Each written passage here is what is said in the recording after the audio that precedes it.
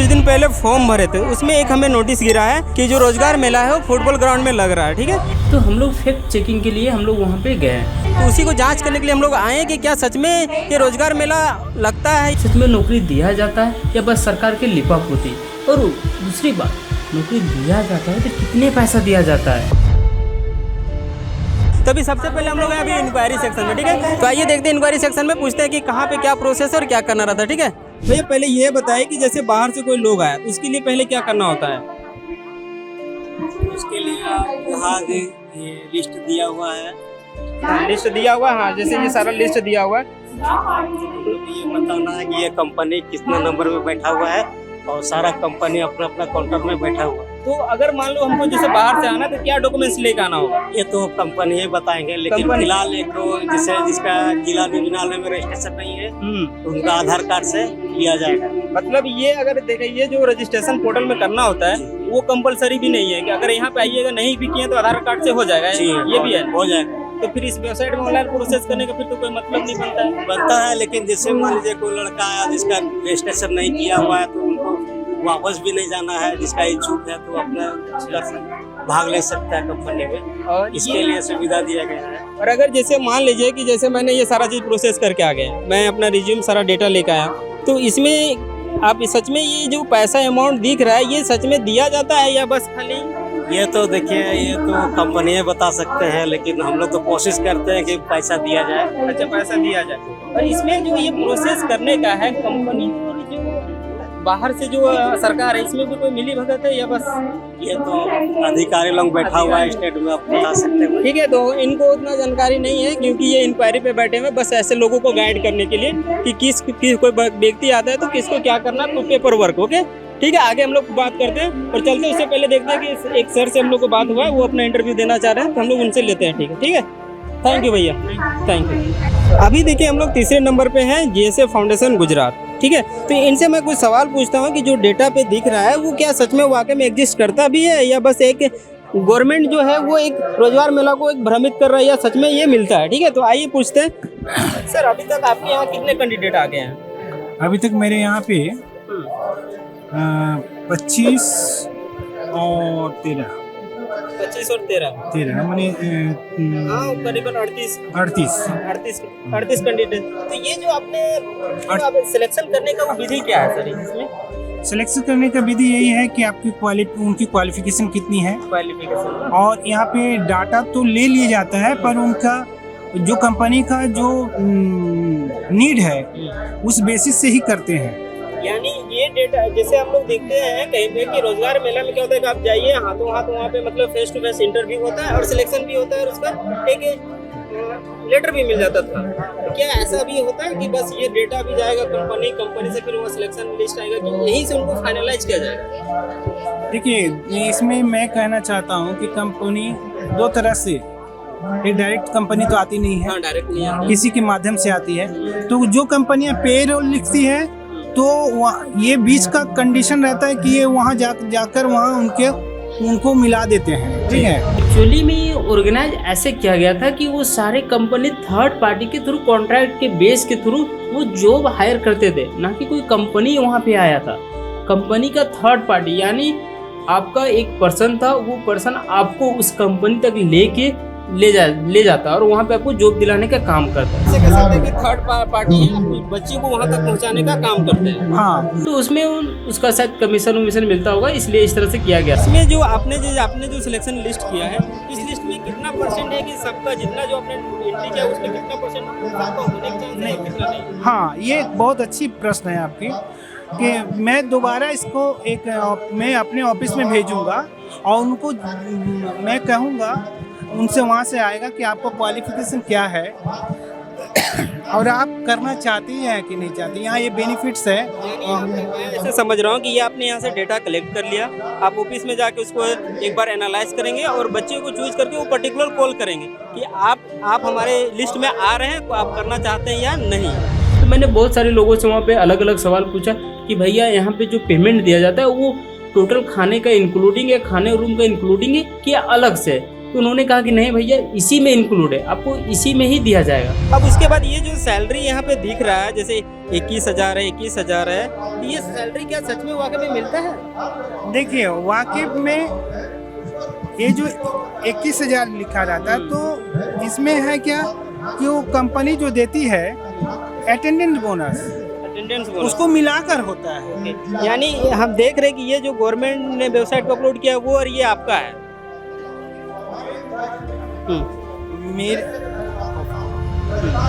एक आम बात तौर पे कहूँ तो वहाँ पे जो रोजगार मेला था वो करीबन लेबर के लिए था, यानी देखा जाए तो वहाँ पे लेबर हायर कर रहे थे। 15 से 20,000 की था, यानी सबकी सैलरी 20,000 से कम थी। और एक सवाल है, जैसे मान लीजिए वहाँ जाने के बाद ये जो अमाउंट है वो अमाउंट पूरी सैलरी है या सब कुछ उसके बाद और भी कटेगा? जैसे खाना का होता है, रूम का होता है, मटेरियल और भी लेते हैं। जैसे सर खाना का वहाँ उसमें जो स्ट्रक्चर रहता है कंपनी का वहाँ लिखा हुआ रहता है 50% सब्सिडी। इसका मतलब है कि अगर 60 रुपया है तो 30 रुपया आपका कटेगा। ये जो है वो डायरेक्ट अमाउंट है जो आपका पेमेंट बनता है, लेकिन इसमें भी कटेगा आपका खाना का, मेडिसिन का, जो भी एक मेंटेनेंस चार्ज होता है, यानी टोटल कटेगा। अब वो कटने के बाद कितना बनता है वो तो डिपेंड करता है कंपनी जाने के बाद ही पता चलेगा ना सर, है ना? यस थैंक यू सर, मिलकर अच्छा लगा बात आपसे। जो लेबर लोगों को ढूंढा जाए, आप एक हायर अच्छे डिग्री है आपके पास तो आपके लिए वहाँ पे उस लायक की नौकरी नहीं थी। ज़्यादातर आईटीआई, डिप्लोमा, पॉलिटेक्निकल था, ग्रेजुएशन लेवल तो एक कहने के आधार पर था, बाकी पेमेंट दिया जा रहा था बस 15,000। तो भाई आज के डेट में 15,000 क्या होता है?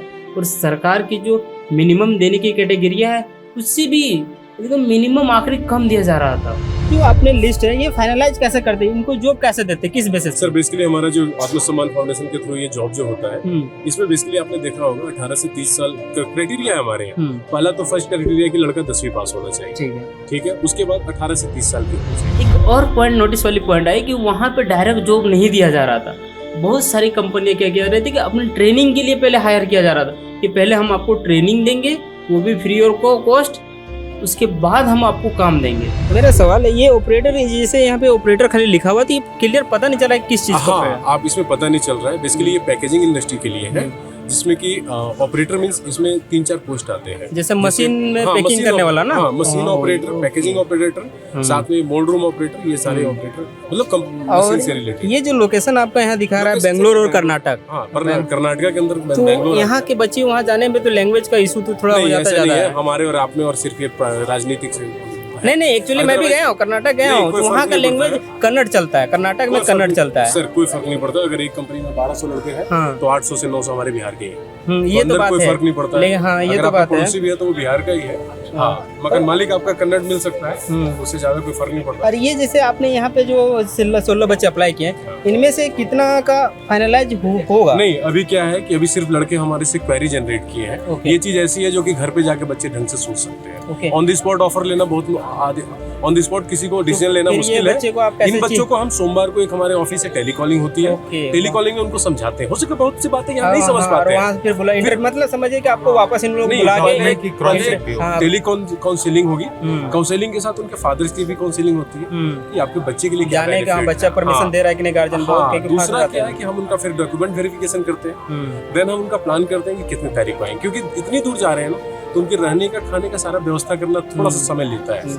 यानी इसका कहने का सीधा सीधी है कि यहाँ पे सिर्फ आपने डेटा कलेक्ट किया, डेटा कलेक्ट करके उनको यही कह सकते हैं कि डेटा कलेक्ट करके वापस डेटा कलेक्ट करके उन बच्चों को जानकारी भी दिया पैम्पलेट के माध्यम से, या हम माउथ टू माउथ जानकारी दिया। ये मुझे अभी तक क्लियर नहीं हुआ कि जो पेमेंट है वो स्टाइपेंड देते हैं आपने कहा, लेकिन ये स्टाइपेंड कब तक चलता है या कितना दिन के बाद वो सैलरी के बेस पे आ जाता है? मैं बता रहा हूँ जैसे मैंने बताया ना आपको, 10वीं पास लड़के का जो डिप्लोमा है वो 3 साल का होता है, और 12वीं पास के लड़के का डिप्लोमा 2 साल का होता है। तो जो ये डिप्लोमा का जो जितना ड्यूरेशन है उतने दिन तक स्टाइपेंड मिलेगा। उसके बाद 3 साल और 3 साल या 2 साल, 12वीं पास तो 2 साल, 10वीं पास तो 3 साल, यानी उसका कोर्स पूरा होने तक स्टाइपेंड रहेगा।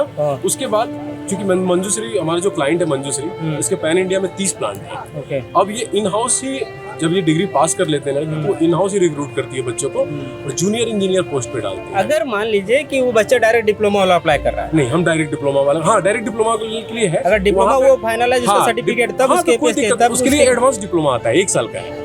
मतलब वो समझिए कि वो अपने जो वर्क है वो वर्क पहले सिखाते हैं, हाँ। उसके बाद वो काम करवाते हैं, यही कह सकते हैं ना, यानी ट्रेनिंग एक तरह से कह सकते हैं कि ट्रेनिंग देने का। हाँ समझ गया मैं, ठीक है सर, थैंक यू सर, मिलकर अच्छा लगा आपको। चलिए, यानी पहले आपको वो सिखाते, उसके बाद काम देते। तो हर कंपनी की अलग अलग टर्म एंड कंडीशन थी। मैंने हर कंपनी का जाके पर्टिकुलर बात किया, पूछा कि भैया आपकी यहाँ क्या कैटेगरी है, आप किस तरह से हायर कर रहे हो। मेरा सवाल ये है कि जैसे आपने यहाँ पे जो डेटा कलेक्ट किया, इस डेटा में से कितना % का होने का चांस है और कितना का नहीं है? देखिए इस डेटा में ना अब डिपेंड करता है कुछ कैंडिडेट पे। हालांकि यहाँ वो पे कैसे सिलेक्शन कीजिएगा? मैं यहाँ फोकस करूँगा। यहाँ पे जो मैंने जो कैंडिडेट मुझे जो ITI मिले हैं, डिप्लोमा मिले हैं, उससे मैं फाइनलाइज पहले मैं बात कर लिया, उनको कंपनी के बारे में समझाया, फैसिलिटीज़ बताया, लोकेशन बताया, सैलरी क्या है, क्या वहाँ पे बेनिफिट है करने के बाद। तो ये हमको डेटा, जैसे अभी डेटा पता चल जाएगा कि कौन कौन शॉर्टलिस्ट हो चुका है? नहीं, हम जो है अभी डेटा शॉर्टलिस्ट करेंगे वो यहाँ पे ऑन द स्पॉट करेंगे कि हम कितने कैंडिडेट को शॉर्टलिस्ट किए हैं। यानी प्रोग्राम खत्म होने तक? हाँ, प्रोग्राम खत्म होने तक हम लोग यहाँ पे शॉर्ट लिस्टिंग पेपर कंप्लीट करके हमें जमा करना होता है। हमें एक ऑफर लेटर भी हम ऑन द स्पॉट देते हैं और हमें फाइनलाइज भी करना होता है। यानी मैं प्रोग्राम खत्म होने के बाद फिर आपसे एक बार हाँ डेफिनेटली आप मुझे ताकि वो देखूंगा कि सच में डेटा वो आप देते हैं। इतना जो रोजगार मेला जो पेपर में दिखाया जा रहा है, जितना सोशल मीडिया में दिखाया जा रहा है, वो क्या हकीकत में ऐसा इतना एग्जिस्ट करता है? इसी को मैंने वहाँ पे जांच करने के लिए गया था। क्या हाथों हाथ जॉब मिलता है? क्या हाथों हाथ ज्वाइनिंग लेटर दिया जाता है?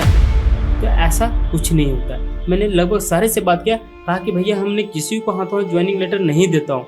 हम लोग वहाँ आने के लिए सबसे पहले उनकी कॉन्टैक्ट डिटेल लेते, यानी 50% सारा क्या कर रहे थे, सिर्फ डेटा कलेक्ट कर रहे थे। तो वो घर जाकर आपको फ़ोन करते कि भैया इतने तारीख को इंटरव्यू के लिए हम लोग बुला रहे हैं, यानी स्पेशल लोग अपने ऑफिस में इंटरव्यू लेंगे, उसके बाद आपको डिसाइड करेंगे कि आपको जो जॉब देना है या नहीं देना। वहाँ जो डायरेक्ट वो जुड़ था कि आपको हाथों हाथ वहाँ पे ज्वाइनिंग लेटर दिया जाता है। ये पूरी तरह से क्या, मुझे कोई ऐसा वहाँ पे जितने 23 कंपनी थे, कोई हाथों हाथ जॉब नहीं दे रहा था। मैंने सबको देखा। और ये जो पेमेंट लिखा हुआ है, ये क्या सच में मिलता है? ये फुल पेमेंट है या रूम का? ठीक है, क्योंकि बाहर जाने के बाद रूम का होता है, खाना पीना होता है, आने जाने का टूर, ये क्या उसी में इंक्लूड है या वो अलग से? देखो सर क्या है ना, मैं जो भी कैंडिडेट है मैं इनको सैलरी बताता हूँ। हमारा जो भी 15,000 फॉर एग्जाम्पल है कैंडिडेट का, तो इंक्लूडेड सैलरी में हम सिर्फ फूडिंग पेंशन करते हैं 2 टाइम के लिए मील्स। ठीक है, जो कैंडिडेट है उसमें हम उनको अलग से बताते हैं कि हमारे पास हम जो है रूम के लिए सपोर्ट करते हैं। हम लोग शेयरिंग रूम देते हैं, 4-5 लोग एक रूम में रहते हैं। मतलब रूम शेयरिंग पे मैं समझ गया, शेयरिंग पे जो कि उनका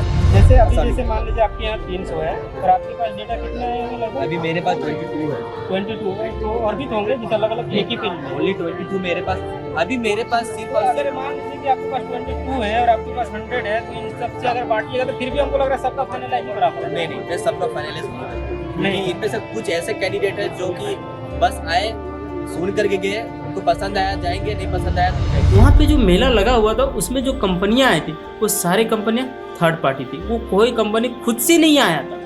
मतलब वहाँ पे एक पर्सन था, वो पर्सन आपको उस कंपनी के बारे में बताता और वो कंपनी वो पर्सन यानी वो व्यक्ति आपको उस कंपनी तक ले जाके वहाँ पे आपको जॉब दिलाने का काम करता है। यानी डायरेक्ट कोई कंपनी आके आपको जॉब नहीं दे रही थी। ठीक है, तो इसमें शायद हमको लगता है कि उस व्यक्ति को मैंने पूछा कि क्या इसमें आपको कंपनी की तरफ से क्या मिलता है, तो 1-2 लोगों को कहा कि भाई ये कंपनी की तरफ से हमें बेनिफिट मिलती है, यानी जो हमारा किसी का जॉब है, किसी का इंसेंटिव मिलता है या किसी को कुछ परसेंटेज मिलता होगा, शायद इसी तरह से। ठीक है, और उसके बाद नहीं जॉब 100% मिलती है, क्योंकि ये प्रोग्राम ही है बेरोजगार लोगों को रोजगार देना।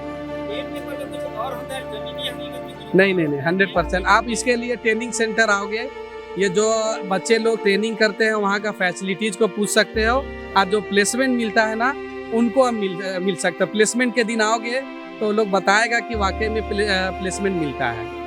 आपका तो बहुत ज्यादा नीड है और फॉर्म बहुत कम है, क्या मेरे अनुमान से क्या ये सबका हो गया?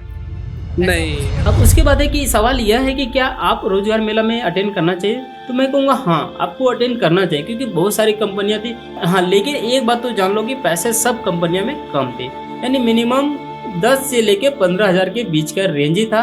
18-19 तो वो लिखने वाली बात थी, बाकी वो पेन पेपर में था। हकीकत में ऐसा कुछ नहीं है। मैंने फेस टू फेस बात किया, उन्होंने कहा कि जो भाई हमारा है वो है, जो डेटा पे अपलोड है वो से एक उस समय का अपलोड था, अभी जेन्युइन हम उस तरह से दे देंगे, ठीक है। लेकिन हाँ, अगर आपको जॉब नहीं मिल रही है, आप रोजगार मेला में आपको जाके अटेंड करना चाहिए था। अब बात रही कि अगर आगे होगा तो आप उसके लिए क्या करें, तो देखिए इसके लिए एक पोर्टल है, रोजगार का पोर्टल है, वो लिंक पे मैं दे दूंगा, वहाँ से जाके क्लिक करके आप रजिस्ट्रेशन कर लीजिएगा। ताकि इससे क्या होता है कि जब भी रोजगार का मेला लगता है वो आपको मैसेज के माध्यम से वो डिटेल मिल जाता है कि यहाँ पे मेला इतना तारीख को लग रहा है, आप अटेंड कर सकते हैं, ठीक है। बात रही डॉक्यूमेंट्स पे, तो डॉक्यूमेंट्स में आपको रिज्यूम ले जाना है और उसके बाद अपने जो भी एजुकेशन है यानी पढ़ा लिखा जो भी सर्टिफिकेट्स उस सर्टिफिकेट को अरेंज करके और कम से कम 5 कॉपी ले जाइए। जिसमें आपको इंटरेस्ट बुझेगा उसमें आप अप्लाई कर सकते हैं। अगर एक ले जाइएगा तो एक में अप्लाई कर दे, हो सका उसमें नाम नहीं आएगा, तो इसीलिए आप 2-3 कॉपी करके ले जाइएगा ताकि हर डिपार्टमेंट में अलग अलग अपना कॉपी सबमिट कर सकते हैं। इस तरह से मेला लगाया गया था, उसमें आदमी मेरे हिसाब से बहुत कम पहुँचे